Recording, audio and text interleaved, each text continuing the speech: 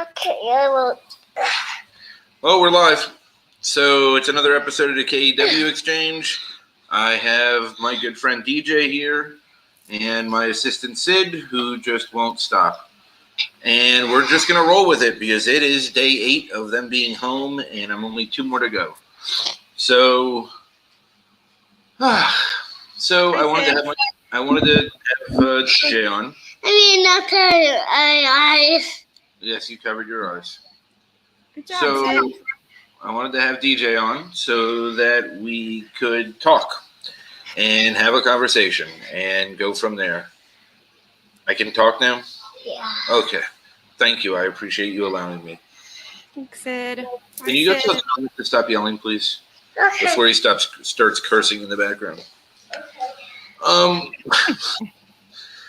So, DeeJae, What's up? why don't you give us a little bit of your background for anyone who might not know you? All right. Absolutely. Well, first, Michael, thank you for letting me come on your show now. You're Appreciate welcome. the spot. You're welcome. Always great conversations with you, so I know this is going to be smooth sailing. But a little bit of my background. I've worked generally in social services the last 20 years, helping people with disabilities, mental health issues, just kind of in the trenches, daily grind. So I've worked with lots of vulnerable populations, and that's been generally most of my work.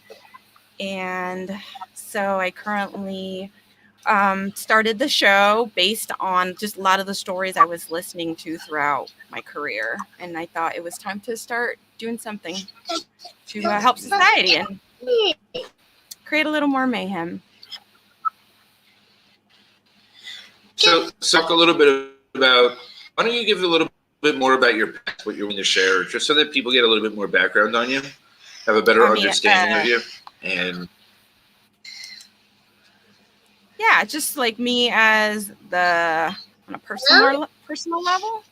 yeah, why not? School. Yeah, I got my bachelor's in psychology, and I went to grad school for mental health counseling.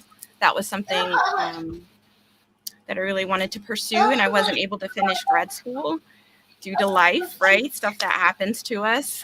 But that's okay. And I just been continuing to do the work and just stay true to my calling and true to the stuff, like doing what I love to do, which is, assisting people in their lives, and especially people that really need it. Okay, and you're a vet, right? You're a veteran. Yeah, I'm a veteran. I feel like I need to guide your story.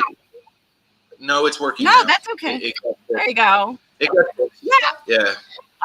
So I'm a veteran. I went into the U.S. military because I wanted to get some assistance going to school, getting paid for school. I figured that would be part of would help me be more successful and stable in my adulthood. That really came from a place of like family. I had 2 uncles that were in the Army. My dad was the youngest of 3 brothers, and he didn't go into the military. So he really wanted to, so I really wanted to represent and kind of take that on. So it kind of just worked out, and I had a really great time. I served 4 years in the Air Force and worked on amazing aircraft, met amazing people, really got to experience a different side of I just really had some really interesting opportunities joining the military and just serving my country. So yeah, that's definitely part of my background. It kind of really makes me who I am today. It's always really fundamentally given me the core values that I have, and really has helped me align those and stay true to myself, just keeping those in my heart and moving through life just to those core values that I always, service over self is always one of them. Kind of like, just more important for me personally, just to always be there for others over myself and give what I can. That's it. I see Sid's little toes. Yeah, she's got big feet for a 3-year-old. I don't care what anybody says. Look at the size of this foot. It's insane. That's insane. But yeah, I mean, okay, so that's just a little bit about where my service started, right? Like I knew in high school, I loved psychology. I quickly realized I was empathic. I was drawn to the human's spirit, the human mind, the human soul. I wanted to know more about how we operate, what makes us think, what makes us work, what makes us pursue things, what feelings, emotions, behaviors, why do people behave the way they do? Why do people think the way they do? It's just was always just that frame of thinking, the curiosities that really got me pointed in that direction since, early in life. I just kind of knew. So that's kind of really where just like the work started, like the day-to-day work, not really so much on what you like to talk about, more of the spiritual work. But for me, that's the way I've really given my gifts, is through the work that I do in social services. Jenna's got a question for you. Okay, so from your perspective, how can we most serve others? Most serve others. My brain always just goes back to showing compassion. Compassion can really help someone move forward and feel validated. And I think that's important. So I think that's a great way, just extending yourself in some capacity is something I talk about frequently. Being kind, being courteous, being respectful, being mindful of what you say, what you do, how you behave, what you present.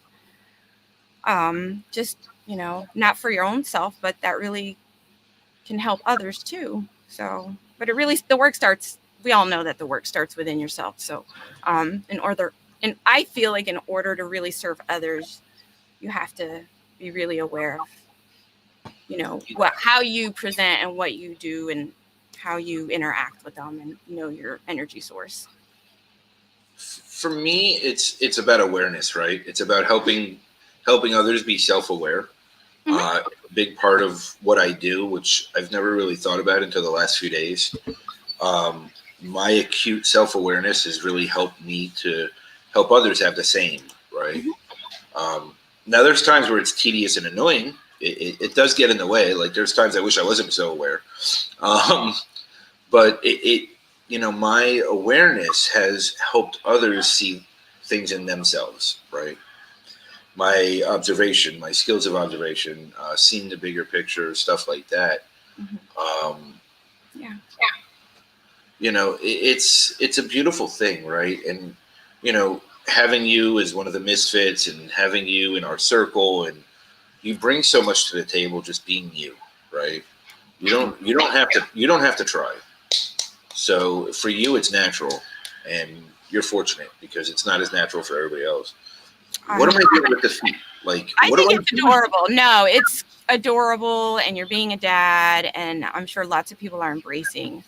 I think she fell asleep. Like she's therapeutic. It's soothing. It's calming. I mean, you're doing all the right things there. Should I pop her toes? See if she stays. Maybe not. Maybe just keep rubbing them, but not popping. Oh, yeah. Wake to sleep the baby. Oh, thanks, Rose. You're just, you don't talk a lot about you online, right? And you're very reserved, and you're very humble. You're very intentful in what you do. When you post something, there is pure intent within it, and you do it intentionally. One day I hope to get there for myself. I'm not quite there yet, so I just stopped posting. Other than my lives, which I do just a few times a day or a week. You do a bunch. I mean, there's no time for promo work. No, there really isn't, and it's amazing. It's amazing getting to know you because like I think when we first talked, I remember you saying that you didn't want to talk to me at first, right? Because I was so blunt and harsh and open. Is that what you said? Absolutely. I'm very direct, and right. It's not for everybody, right? And I'm easy to misjudge that way. Right. So let's go there, right? Let's go there. Why not? Why not? I saw you on Gabe's live, right? You were guest spot on Gabe's Yeah. live that afternoon, that evening, that day. Yes. And whatever was going on, and that's what I saw. But so sometimes, you know, you don't know what you're seeing, right? You don't realize that there's other stuff. And that really just goes back to a lot of what we talk about anyways, like being compassionate, because you really don't know what other people are going through. But that first perception, that first impression was, yeah, like this guy's like in a bad mood, has a negative attitude, really is just condescending and just off-putting, right? Dismissive. And I'm like, not for me, not the kind of person that I really want to engage with. So that was the first impression. But you know, as you get to talking and you get to knowing, like listening, and you start really paying attention to what really is important, and you're again in when you're in, yes, working with intent, then you can see really others' intent as well. I think you can really cut through that and you see, all right, you know, he was just having a bad day, or maybe there's something else there. And you realize, like, don't take it personal. It's not always what it seems to be, right? There's always something deeper. There's always something more. And for me, it's always about opportunity. Like, all right, you know, I'm not going to take that at face value. You really can't. You shouldn't. And that leads me into those first impressions that you said on my live on Monday about soul deep. So we'll talk about soul deep. I'll go, like, when I meet someone, I go soul deep. So, I mean, you know, if that would have been a conversation between you and someone else, I probably would have got a totally different impression of you, right? But that was the first impression I got. So yeah, and that's, you know, that's human judgment for you. That's human nature naturally. But again, it's going back and just realizing, like, all these other pieces that are part of it to really get to know someone and really to be able to see their true gifts, their true light, their true intent, and maybe make a judgment based on that, not so much that first impression. Or so. Well, and the reason I brought it up is because I think it's a valuable lesson, right? One, I'm a blunt, harsh ass, and two, you know, sometimes when you see something or someone, it's not what you think it is, right? Right. And you really need to go soul deep, and you really need to go to a deeper level to see past what's being shown on the surface. Mm-hmm. Right. And being soul centered and being in that space and being, you know, down to your core. Right. Mm-hmm. It creates a lot of anxiety. It creates a lot of anxiousness. It creates a lot of overwhelming feelings because you feel everything at that level. Right. But you feel everything. As an empath, even more so. A highly sensitive person, even more so. Absolutely. Yeah, 100%. Right.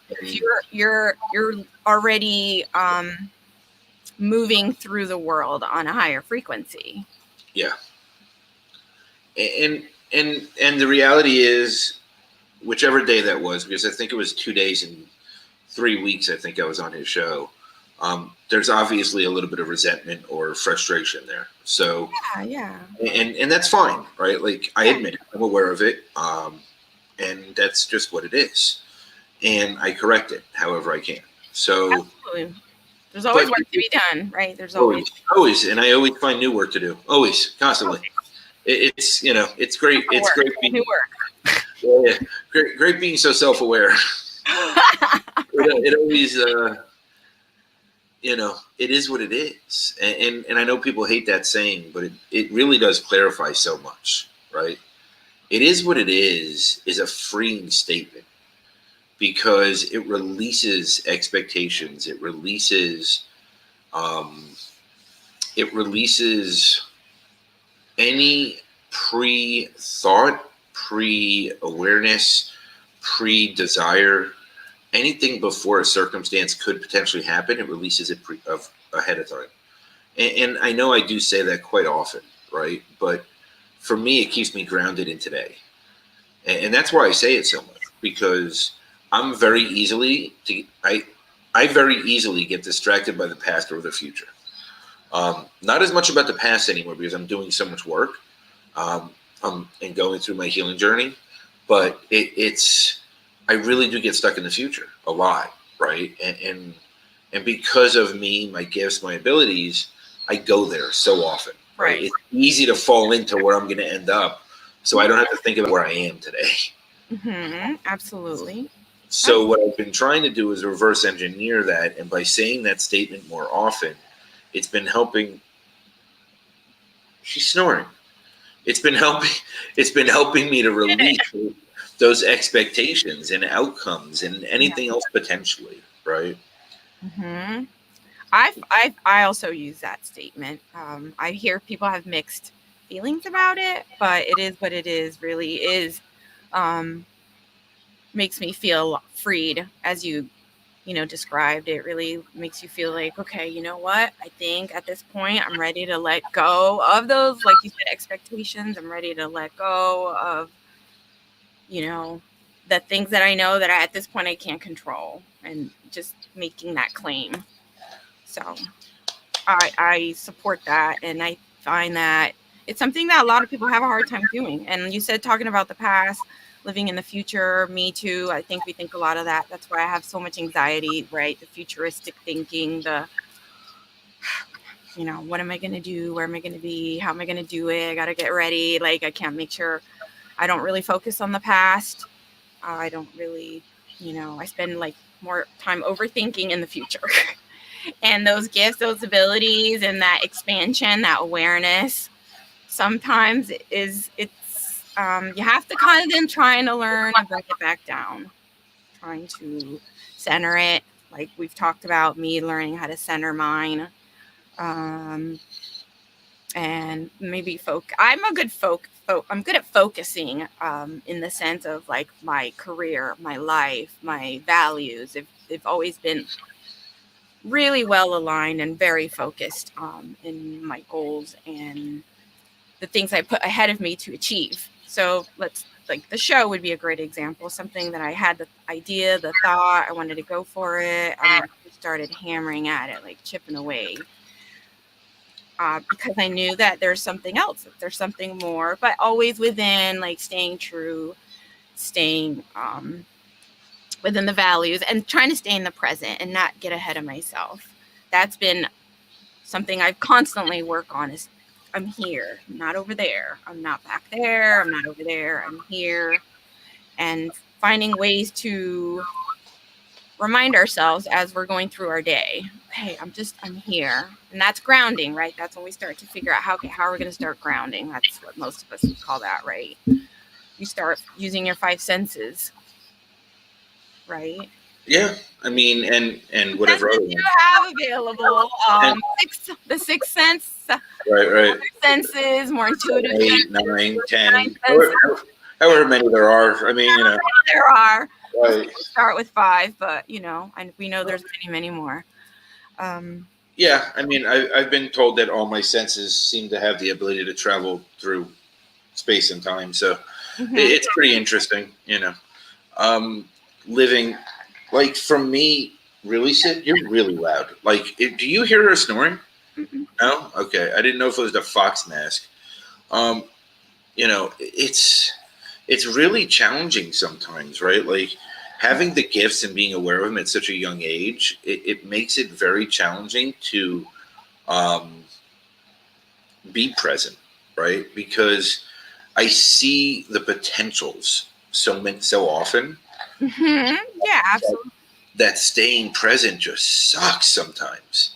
Oh yeah. Right? Like it's like, the potential could be so perfect on so many levels, and like you want to push being there, and you're just not there yet. The drive, that ambition. Yeah. That vision that you see so clear, and you see it, but nobody else can see it, but you want to prove to them. Right. Like you want to conceptualize it for them as fast as possible. It's tough though. It's really tough to hail to the now. Love in the comments. I'm telling Kenneth says you can't focus on what hasn't happened yet. Absolutely. So Yeah. true. I love that comment. I think Deborah likes your T-shirt. Nah, not mine, yours. Oh, mine? Yeah, it's red, right? Deborah, clarify. Annie, I'm so glad you're here. Staying present is so important. Michael does make great points. That statement can bring you back to center. It does help me, that statement. It really does, because it takes the abstract away. Juana. Right? Yeah. Yeah. Saying hi to everybody. I'm so happy we have so much support. Did I ever connect you with Deborah? Because you really should talk to Deborah. Oh no, I don't think we've I met. didn't. That's the one connection I didn't make yet. No, you need to talk to Deborah. Hi, Darren. What's up? D-Roo. Meditation. There you go. That's Yes. it, brother. Yes, he was in a meditation class. That's awesome. That is awesome. I mean, I just watching all our connections, really everyone just getting to know each other, and as we continue to grow and unify and empower and just become a stronger source of light and energy, it's for me. I'm don't want it to stop. I'm just like, oh, this is great. Let's find more. Let's continue. Right, like you're the connector here, so you understand the value of connection and the power of connection, and really continuing to bring others. You have you even Yes, we have feet. Yes, Annie, I know. You're at the airport and you're supporting, and I appreciate you dearly. Travel Yes. safely, please. Yes, have a safe flight, Annie. Check in when you get there safe. Like, it's awesome, right? Like, I mean, the community, the network, the family, it's all about getting down to our core and empowering others to do the same, right? Mm-hmm. Because this world needs to evolve. And I said it last night. I mean, this is not something that, 20, 50, 100, 1,000 people can even do. This is something that there needs to be millions of us out there lighting the way to be able to help others find themselves. Mm-hmm. Like Annie's coaching stuff, Deborah's podcast, Kenny's continuous support of everyone, because he's just Mr. Support. D-Roo's just this loving, angelic being that I know. I felt that energy. I was like, whoa. It's just, I don't know. It's like something I've personally never been through and never really found before. I think through the power of being virtually connected now, it really allows for people to expand. And I mean, I've seen us all talking about it at different points on these shows about how more people are awakening, more people are seeing, more people are understanding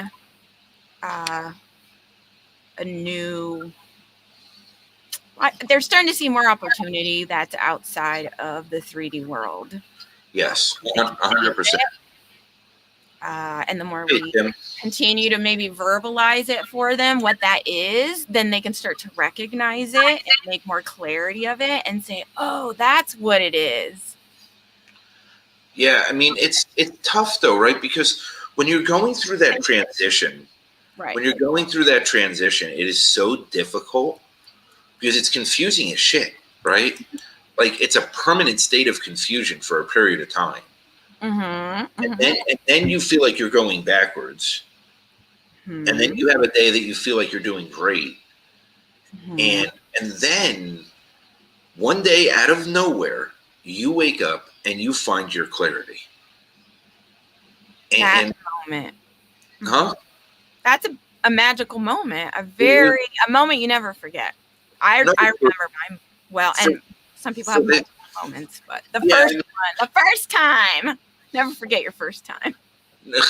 I don't remember my first time at all. Can't even think of what it was. But some people never forget their first time. But in this specific topic about awakening and becoming aware of what is out there on a deeper, more meta type of plane, You know what it realized, like, speaking of your show Monday, right? Like, you're going to talk about bipolar.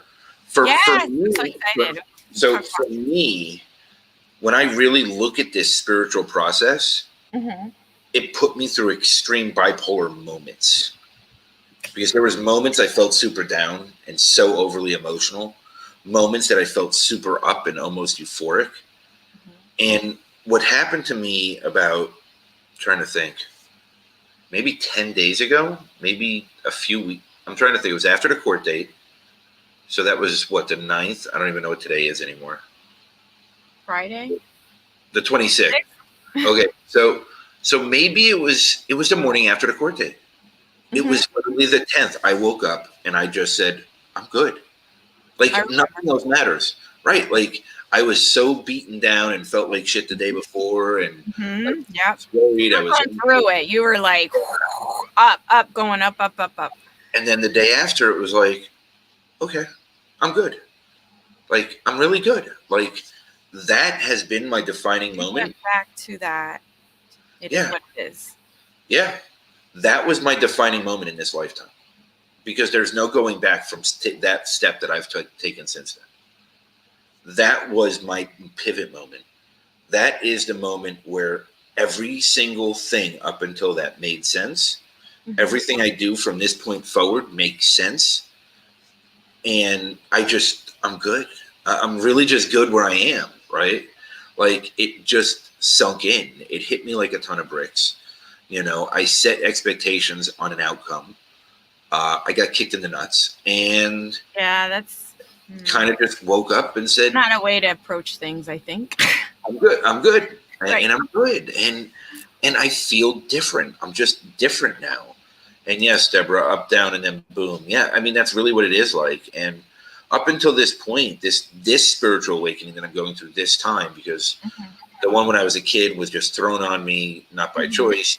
The one in my 20s was a choice, but then I chose to shut it back down. This one specifically has had so many ups and downs.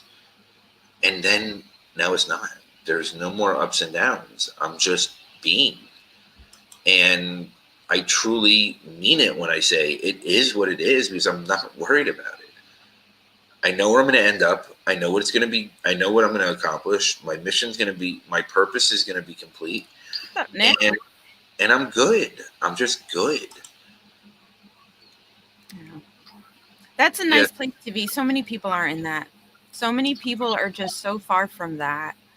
And I think that's why we continue to do the work we do. Shine the light, open our hands, open our hearts, open our minds.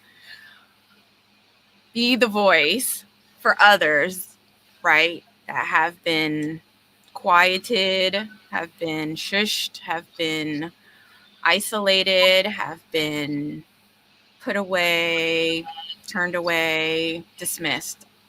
I mean, that's why we're here, because we are fortunate to be in this place of, okay, wow, we've grown. We continue to grow into our gifts. We continue to grow into our strength.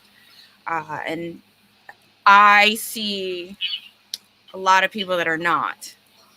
So that's when you're just, I don't know. For me, it's like I can't help but, right? I can't help but want to give energy, give support, give that connection, give that validation, give that encouragement, give that inspiration. And yes, Deb, yes, Deb, that's true. Cellular integration is part of it also with the energy waves. And I agree with you, right? But what I've learned through this process is, if I am not putting myself first, then I cannot be a service to anyone else yet.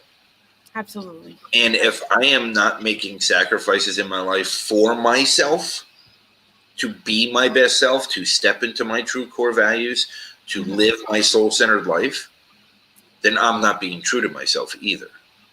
Right. Because while you're going on this journey and you're taking these steps, there is a point that you need to go self-sacrifice in certain ways. You need to pull back from everything that you knew to figure out your new you, right? Because the minute that you come to this side, it's not the same you anymore. you're not the same person.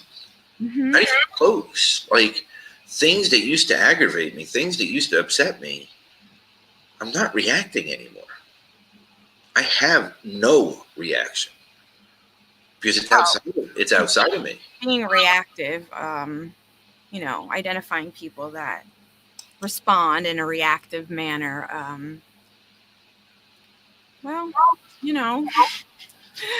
They need insight. They need to gain some clarity. They need, they might benefit from. And it's not a judgment because I've been that person my whole life. Right. I've been that person my whole life. Everything in my life was a reaction. Yeah, I've been there too, of course. I think if you're not, we're not generally taught how to be not reactive, right? No, none of us are. It's not something readily available. What do you need, DeeJae? I'm trying to read DeeRu's comments. Expectations get me every time if I can't look at them with an open hand. Yeah, expectations are a bitch. I don't. It's hard sometimes not to have them. It is. But you got to be able to identify them and say, you know what, that's just an expectation. It could be absolutely irrelevant or just, just it doesn't really, again, it's just an expectation that you don't need to focus on. But part of it is, if you set expectations upon yourself, then you're naturally going to do it to others. And I was always one of those people who expected the most out of myself, even though I was a perennial underachiever, right? So that I didn't have outside pressures. Mm-hmm. I still expected more from myself. And the minute I start expecting things from myself, then I start reflecting that outward and having expectations of others. Now that I just have my knowings and I know what I'm going to do, I have zero expectations, zero judgment, zero any of that, right? And it's just full-blown acceptance across the board, whatever it is. I am solid where I'm at, and that footing will not change from anything outside of me.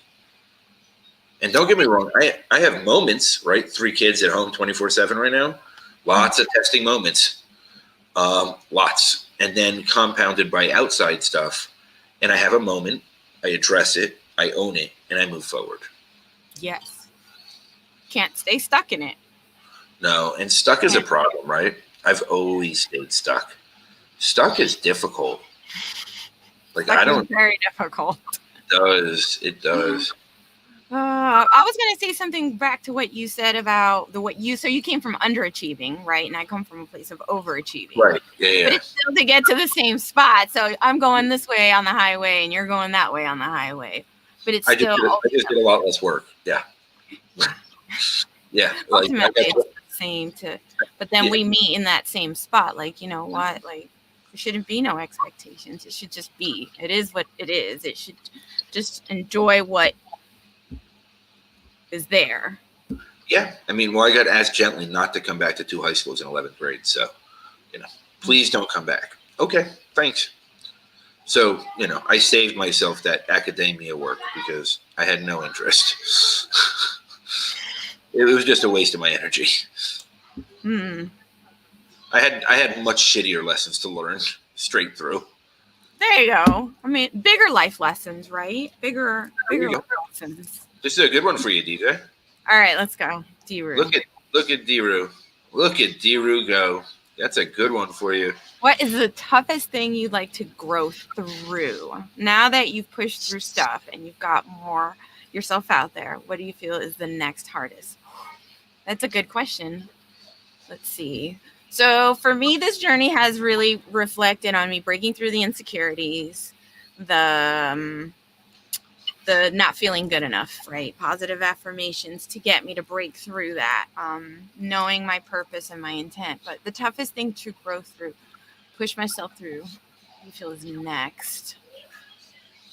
Dang. For me, it's still working on my worth, right? Like, I'm still working on my personal value and worth. For me, that's a never-ending process. That will never, that will always be, I will always be the way I am with the overachieving and having insecurity. But if I can just justify it with, I did this and I accomplished that. And, but So staying on topic, right? Being the person that I am and the way that I operate, it's going to be an intrinsic thing that I'm working on. It's going to be something within me that I'm trying to refine, something that I'm trying to. So it goes back to being more centered, having these conversations, and being able to project more of the message in a more clear way. And being able to maybe accept more and verbalize more of my gifts without feeling shame or feeling like I'm going to be criticized or thought not that I won't be taken as serious or that I won't woo woo, right? That woo woo. Oh, that's kind of woo woo stuff. But I don't feel that way. I don't feel that way. But those perceptions and fighting those perceptions, given the insecurity that already is part of the place I come from, that is part of my story, and overcoming those voids and those issues of abandonment and emptiness. That might be one of those hard things, is just still growing into my own, but in that more way of embracing the gifts and embracing the message that I am here to, continue to share and continue to, I don't know, have others share and inspire more people to understand their gifts like me. Yeah. And abandonment's huge, right? Like, it's one that I've had too. I mean, the lack of worth, lack of value, lack of, those are really, really tough ones, right? So it's very challenging to again, I think these are never ending journeys, right? This is something that's going to be worked on for the rest of our lives. Here's another long comment that could probably take us both the rest of the show to read.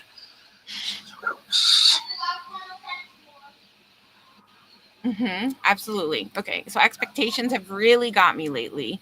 I've heard it before that not all people are capable of loving like you do.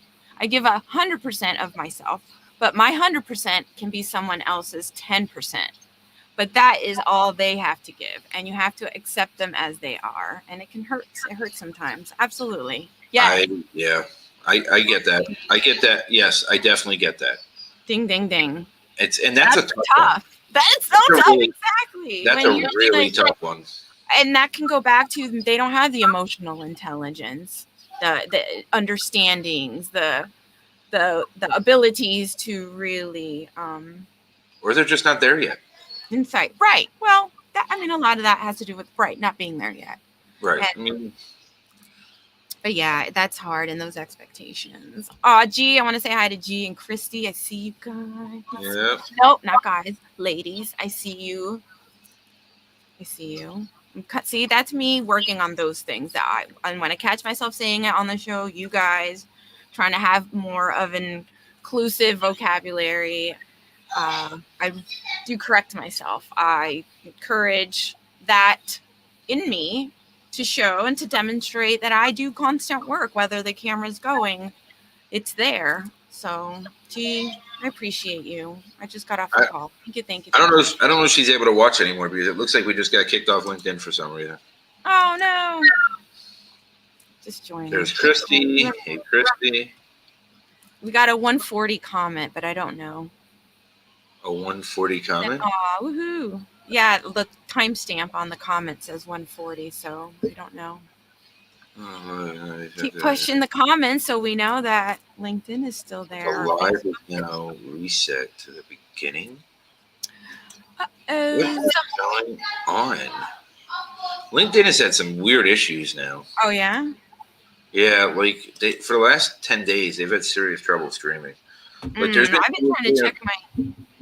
I've been trying to check my LinkedIn live application, but that doesn't. I don't know. My phone's charging, so it's on the other side of the room where I would check the screen. Look, at the end of the day, we're all works in progress, and we're all just doing the best we can with everything. So let's talk a little bit about Own Your Mayhem, or Name Your Mayhem, your show. Mayhem. I see you, peeps. Thank you, Kenny. Thank you, Darren. Live Facebook's working. Thank you, Christy. Appreciate you confirming. Okay, so let's talk about the live then. If we're still going, it's technology and streaming. Yeah, it's I life. see you. Kenneth sees us. Hi, Nick. Thank you for stopping by. I really like Nick's show. Saturday mornings.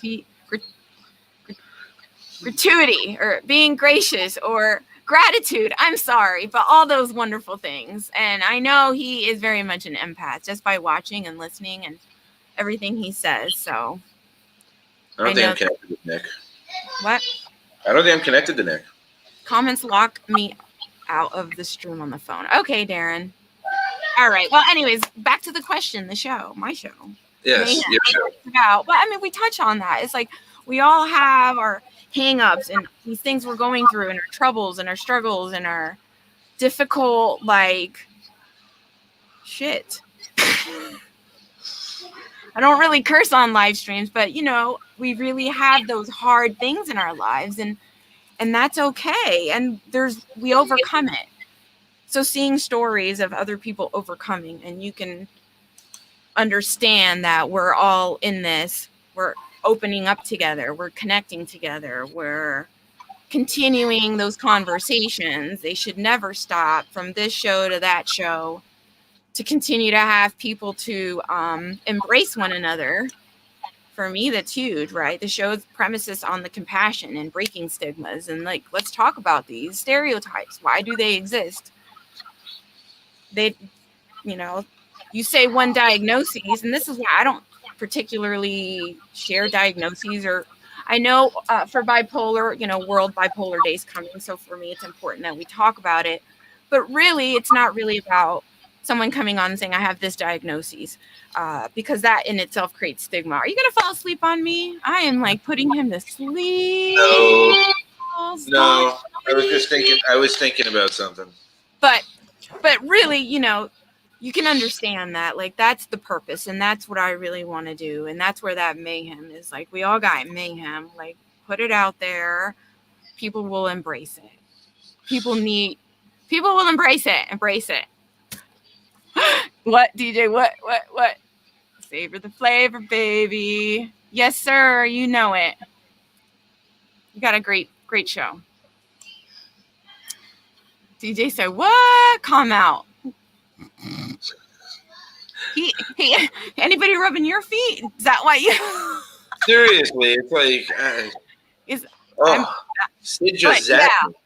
Like, I got to zap a Sid as she's sitting next to me, and it's like, oh, you're tired. I mean, I know I did like 5 hours of live streaming this week. This is unheard of for me. Who would have thought? Like 6 months ago, I would be like a 2-minute video. I'm shaking and nervous, and here I am, how many months later, pushing through it, overcoming, and 5 hours this week. I mean, it's exhausting. I don't know how you do it. 8 hours of streaming. Oh no, it's more than 8. I did 10 shows this week.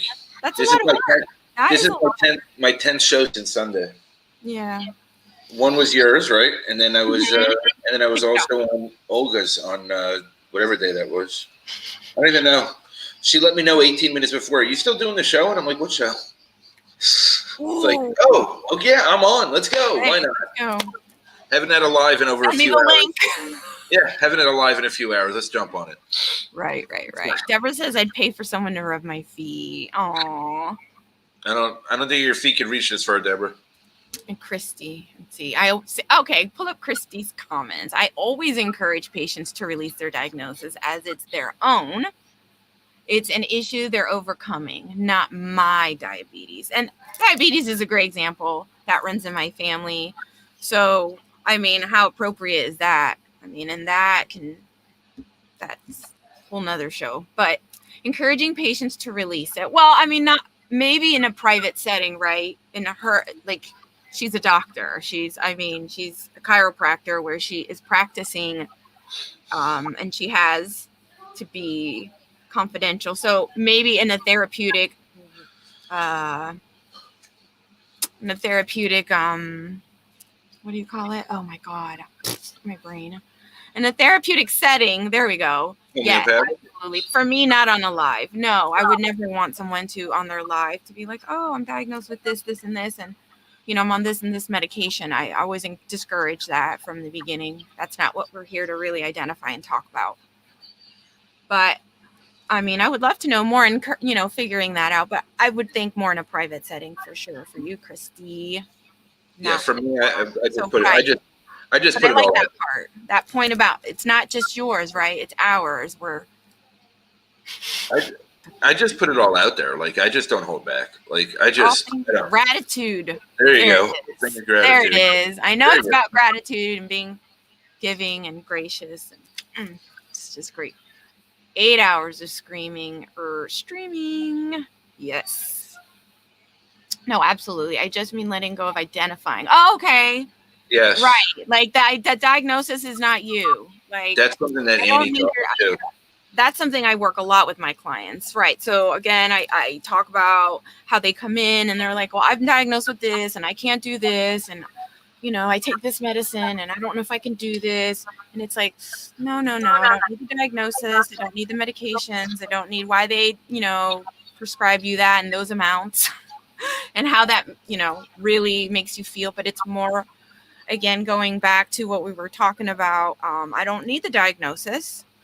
And my approach has always been strength-based. That's something that I talked about on another live, that my approach in helping individuals identify their strengths. And that would be an easier way than saying gifts, right? So you put it in that gifts perspective, it might be a little too subjective. When you say maybe strengths or skills, your abilities, your capabilities, you can give them an assessment, something that they can see and read, and it's a little more tangible, maybe with some evidence, empirical evidence. It's been something that helps them identify those strengths. So that's where I like to work with individuals. That's where the starting point. It's not the diagnosis. It's not what's wrong with you. It's not what can't you do. It's always like, what can you do? What are you good at? What do you love to do? What brings you happiness and joy, and you could do over and over, and just helping them identify those things. Me too. Let's see, Darren, if we share it minimizes the impact of all the damn diagnoses and labels. Absolutely. It's so important for men to talk about. There you go. No, you're having that men's conversations. You and Jairus were having that real talk, men talk. So well, labels are interesting, right? Labels are something I'm against on all levels. And this is aside from diagnoses. Like, we're just talking like labels from society. Yeah, like I mean, any label, I can't stand them. Like it's, I truly believe that there should be no identifiers other than our own uniqueness. Like, why do we need to be identified as anything? It just doesn't make sense to me. And society just keeps putting us in these boxes and in these boxes and in these boxes because they want us to fit in somewhere. And I don't fit in anywhere. I really don't. And I also get identified by my gifts very often, right? I really do, and my abilities. And it makes me uncomfortable with that also, right? Even though it's a benefit, even though it's a positive, I still get identified that way. Right. I agree. I mean, I just avoid. So I was on a live where they made a reference to a diagnosis as a descriptive word. There's other words that you can choose to describe what you're trying to express, what you're trying to say without using a diagnosis, a mental health diagnosis. So a lot of it, helping others change the language or become aware to the language they're using. I think that's also something that is important. And it really helps with those labels, right? It does a lot more than just, helping educate, well, maybe if those, you don't use those diagnoses to describe something that's negative, right? That's where those connections start, those stigmas, those labels, right? Because I hear this, but it's always associated to something negative. So it must be negative. And I used to do that all the time, right? Like I used to say I am bipolar, and that's not who I am or what I am. I've been diagnosed as it slightly, part type 2 slightly. I'm an alcoholic or an addict, but I'm not. That's not who I am. Not who you are. Right. These are all just identifiers and definitions of part of, I guess, my behaviors, maybe. Well, but you got to think of it maybe from like also the medical, what do you call it? Labels are shitty. Yeah, they are. Like, you know, for billing and medical and like how all that stuff works, right? They have to put those identifiers. We're hitting Twitch Kenny. We're hitting Twitch Kenny at this point, where he flips. I think he does need to be on Twitch because, you know, Twitch is the jam. Like Twitch TV. He's on Twitch. You don't remember Monday when he started cursing on Twitch? On my stream, right? Yeah. Not yours. You don't stream to Twitch TV. I have it. I just don't stream there. Oh, okay. Yeah. I want to get rid of Facebook and eventually move to Twitch. I like that, Darren. It should be called survival symptoms. What comes up when people do when they aren't fully in their character, who they should be. Interesting. Hmm. Deeru, you're having a good day, Deeru. You're on fire today, bud. He's centered. That meditation did him. I'm telling you. Wow. Can you send me the number? Like, then again, I might fall asleep. Wow. My kids are killing me this week. Yeah. Like they're killing me this week. So survival symptoms. It's what comes up when people do. Yeah. Yeah. So I want you to talk about your next few episodes. Next few episodes. Okay, we can talk about our next episode. So yeah. I want to hear about your show in your next few episodes. Okay. All right. Wow, that just threw you off. What's Monday's show? Monday's show is going to be, again, we're going to be bringing up bipolar, and I have my guest. It's going to be Krista Samimi. I hope I said her name right. So, yeah, I'm really excited. She's got such a good story, and she's going to share about her experiences and how she's, you know, shining her light for other people as well and embracing parts of her and her mayhem. And she just continues to do the work as well. Oh, Kenneth. Ooh. So made me pause. It's a whole different Kenny when he comes through Twitch. Like it's a okay. So and then into April, autism awareness is coming up. That's something I definitely want to touch on and highlight and have that conversation and bring some awareness to that, as well as neurodiversity. You know, just kind of maybe staying within those issues. And I might go into a little bit of PTSD and talking about veterans and suicide awareness within like our veterans and our military families and soldiers and some of that. So I've got some really good hard-hitting topics coming up in April. So exciting. Yeah. So just watching another live with another fellow streamer, and they were talking about, so these conversations, right? It's not easy. Like I'm not a clinician. I'm not a doctor. Talking about autism, it might put me on the spot, right? It's going to make me uncomfortable. There might be things that I don't know really how to like navigate through that piece of the conversation. Same thing as neurodiversity on the other side with ADHD. And then talking about like PTSD, right? So those diagnoses that bring all these stigmas and all these stereotypes and all these like perceptions and conceptualizations of what they are. And so it's going to be not the most light conversation, but they're so important to me. And even if I'm going to like jumble my way through the conversation, it's okay because I'm learning. It sets the example. It's really just learning for all of us. And that's, I think, part of what for me is exciting, that I can learn to grow with alongside of everyone else. It's that I'm not fearful of. Hey, Nancy. Hey, Nancy. Woo, woo, woo. You got some big stuff coming up. I'm excited for you. Yeah. I mean, it's just stuff that I'm so passionate about, and I feel like really. Well, that's the best though, right? When your passion's in it, because then when your passion's in it, it's like makes everything better. Mm-hmm. It makes it fly by. Yeah, so that's what I have coming up next month on my show.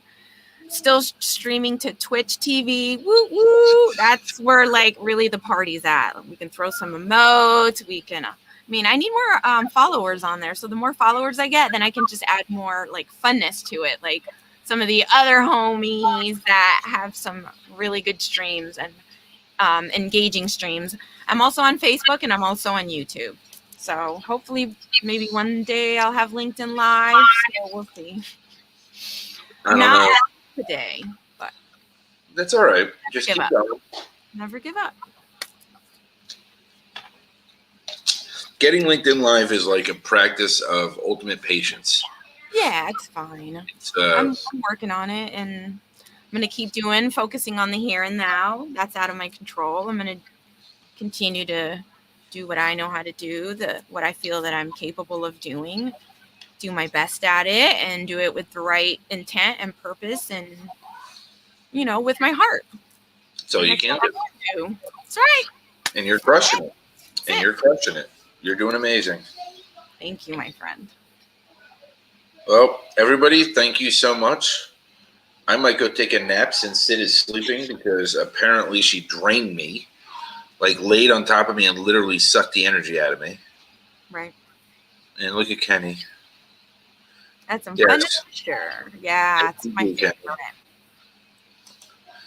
And DeeJae, I love you. I appreciate you. Thank you. Honored to have you as a friend. And thank you very much for being here and Here to serve. ending my 10 hours a live week. You have a great. Yep. Good. Everybody have an amazing day, weekend, and we'll see you on Sunday with Nancy when the week starts over again. Nancy. Yes. She's having an amazing couple days, and I'm very happy for Nancy. Thank you, everybody, for watching, participating, being there, and have an amazing weekend. Yes. Bye-bye. Bye-bye. Wait. Bye-bye.